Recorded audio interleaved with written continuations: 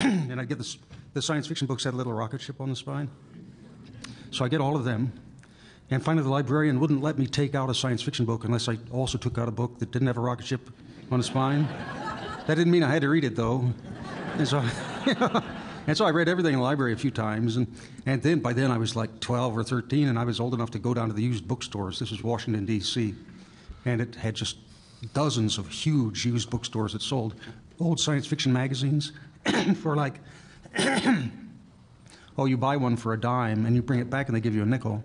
So you go down with $1 and you've got enough to read for a week, and you come back and get half that many and another $1, and it's just like having a heroin dealer next door. So why did I start reading science fiction? Well, by the time I was old enough to know the difference, by the time I was old enough to read stuff that wasn't science fiction on my own hook, I really preferred science fiction until, now we're talking about the 1950s. After about 8 or 10 years, I'd read it all.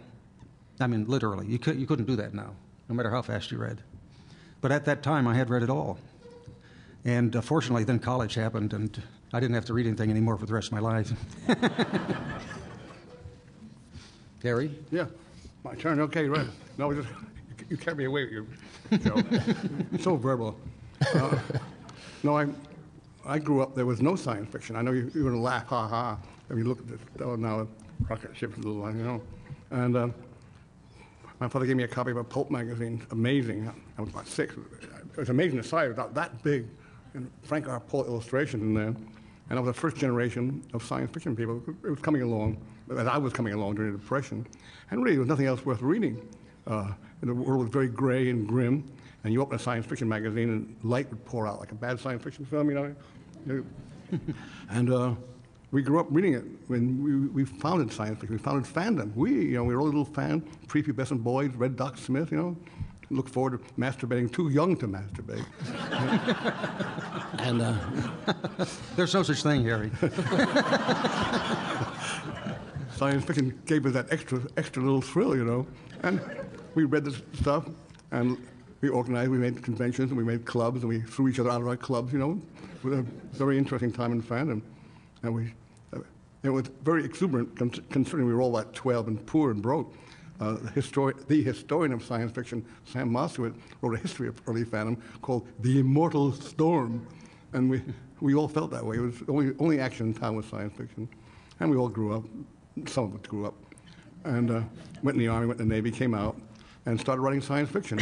The original writers of science fiction were pretty thin on the ground. An editor named John Campbell thinned them out very well. They're all pulp writers. And I won't mention any names, but they would go on. By the time the war was over, there were early pulp writers like A.E. Van Vogt and Robert Heinlein. And then we started writing it. We came along. We usurped their place and everything, and grew up in science fiction and watched it thrive, grow, and possibly die. I don't know about that, except at this point many times I quote Kingsley Amis, who said, who was a great fan of science fiction, very nice guy. He wrote good science fiction. He said that science fiction went from Beowulf to Finnegan's Wake in 40 years. Well, just think about that. I'll leave you with a thought, Bob. Bob. I grew up in New York City, which provided me with some great advantages. New York City is a Darwinian place where either you're quick or you're dead, and I'm here. But aside from the impetus that being a New Yorker gave to my psyche, I was able to make use of New York's wonderful resources even as a small boy. There's a marvelous Museum of Natural History there with dinosaur skeletons, and those of you who were small boys once know what small boys do about dinosaurs. It becomes part of your fantasy equipment very, very quickly. Possibly girls, too. I've known a couple.